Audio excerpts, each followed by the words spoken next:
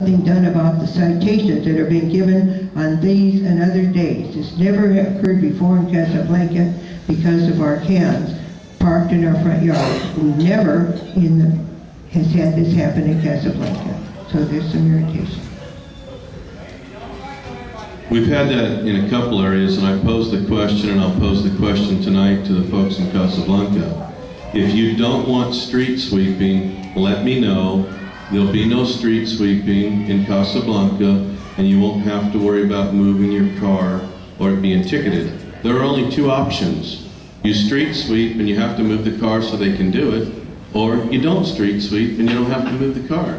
So if you'd like to not have that, let me know, and I'm sure we can work something out. Horrible answer. Do you have any comments?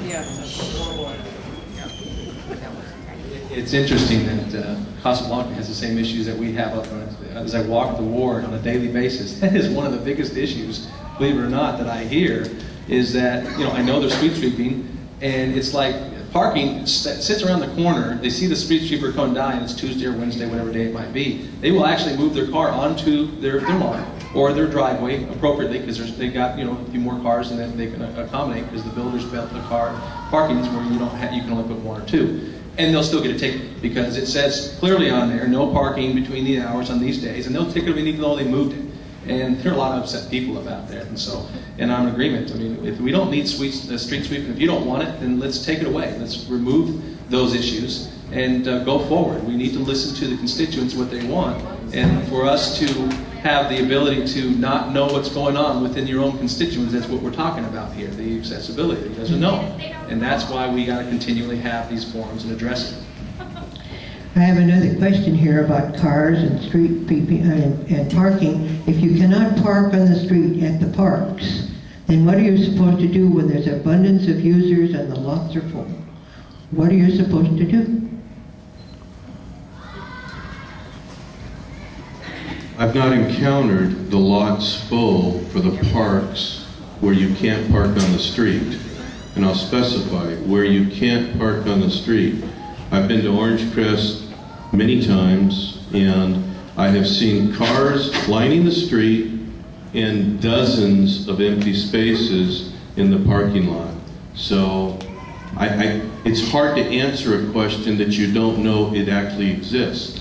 Well, the answer to that, Frank, is that at the end of the meeting, which will be 8:30, I'm hoping that you two gentlemen will stay and talk to the candidates, that the questions you haven't had answered properly, you will have time, that last half hour. We do have to leave at 9 o'clock out of here, but that's your answer. The street sweeping issue, I would suggest that if anybody has an issue, that they contact my office and not a candidate running for office, because the candidate has very little that they can do about it. The councilman can actually deal with the issue.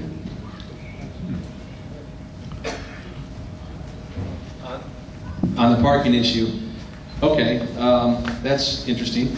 I've been coaching baseball now for 7 years. I start most of my games at 7:30 at night with my division that I coach, and I can tell you even last night, I had to park across the street into the Grove community. There was absolutely no parking at all, including along the side of the street. The solution that he had mentioned, that there was a danger to the kid, I have never seen that. I have coached many kids in that area. The balls weren't even thrown in that area, and on an extremely rare occasion. It's not about this, it's about the handful of residents across the street who are making complaints. And that's what the issue is all about. The bottom line is the signs need to come down. There's nothing wrong with parking on the east side, adjacent to the park. There are no safety issues whatsoever. And if there are issues, the coaches are very attuned. They know exactly where every single one of those kids are at all times. I guarantee you that much. So, is there parking issues? Oh, you better believe it. Will they be resolved? Removing the signs is not going to resolve it. The problem is that we didn't have a forward-looking ability to give the parking that we needed. Looking at the size of the Orange Crest Community Park and this park as well, having it used day in and day out, our park is probably the most used park anywhere in the city of Riverside, almost combined. And you can go up there right now, I can assure you, it's almost a little bit after 8 o'clock, you will not find parking in the general parking area for the 4 fields down at the bottom. And you might be able to find some probably about a quarter mile away or so. I would say maybe that's an exaggeration, 300 yards away up there by the library. But there is an issue with parking, and it has to be addressed. Like, writing tickets is not a good idea, let me tell you. Yeah. You've already.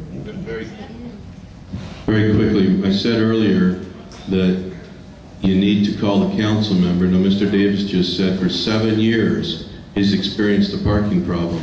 Not one call from Mr. Davis. Had Mr. Davis called me, I would have told him that the Parks and Rec is looking at some options up there to take some of the park away and do some diagonal parking. So they are looking at that. Using up some of your time, Frank, so go on to a question. Another traffic problem, and it has a couple of questions, we'll try to combine them. What is your opinion, and we'll ask Paul to do this first, what is your opinion on connecting Overlook Parkway? How will the traffic connect with the freeway? And does this include the widening of Alessandro Boulevard has created a dangerous high-speed traffic area? What can be done to mitigate the problem? Well, there's several things you have to look at. You have the people up in Warden Hills, and you have the people down where I live on the opposing side of that. Some want it, some don't. Again, let's get the folks together and find out, do we really truly need it? My personal friend and doctor lives right exactly where that bridge is going to go. He doesn't want it. Now, I know some folks on the other end of personal friends that wanted to go through. So it's a real big dynamic issue that has to be addressed, and it's been going on for years. Even when Frank decided to get into the candidate race, I believe that was one of his main things that he had proposed that is not going to go through. But I tell you, I don't think it's a decision that him or I need to be able to make. We need to let the people make that decision, because it's going to impact them. How are we going to mitigate the speed through there? Do we need to really have that go through, or we don't? It's an interesting concept, because I have friends on the left and friends on the right, and nobody wants it, somebody wants it, and will it continue? The bottom line is, do we really truly need it? Is there enough people out there that really truly want it to go through or not go through? The answer to that question is unknown, because a lot of those people may not be sitting here, and we haven't addressed that to them on an open forum. Let's get together on not just one occasion, a couple of occasions, let's work through it. Is there other alternatives to where it doesn't have to be a straight line? Do we have to build that bridge? Can we go around to a different route and make it a little more difficult for traffic to get through there, so it has an opposing view? Geez, we can just go straight from Alessandro all the way up through to Washington.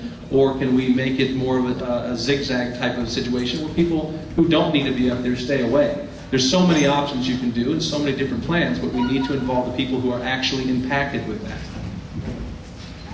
Frank, there's a question for you, and then I have a question for you, Paul. Frank, how much Well, PD... you want me to answer the Overlook question, or is that for both of us, or just him? All right, but I really... Well, Overlook is on the city's circulation element to go through. It was put on the circulation element nearly 50 years ago. It's going to connect. When I first campaigned years ago, I campaigned against connecting Overlook Parkway from Washington to Alessandro because it was dubbed the highway from hell. The environmental traffic study showed that 30,000 cars a day would travel from Alessandro to Washington Avenue. There was first a thought that if you built Overlook Parkway, that it would relieve traffic on Alessandro. But the traffic modeling actually showed just the opposite. It said if you build it, they'll come. You'll take people off of the 215 and 60 freeway segments that would use Overlook as a cross-town thoroughfare to get over to the 91 as a shortcut. What we did do, there were multiple hearings, and there's a few people in the room I see here tonight that attended multiple meetings on Overlook Parkway. We downsized it and made it 2 lanes. It's the current 2025 general plan that was just adopted, again, continues to show Overlook to connect. We configured it with only 2 lanes up towards where the bridge is going to be to discourage regional traffic from using it as a cut-through. It's now designed to provide local circulation for city residents by not putting it to make it the old highway from hell, 4-lane, 110-foot right-of-way. So it is on the circulation element. It is going to go through at some point in time. The biggest hurdle that's going to have to occur is the construction of the bridge over the arroyo. And I think that it will be met by the strict opposition with environmental groups challenging whether or not you can actually build the bridge to connect the 2 ends.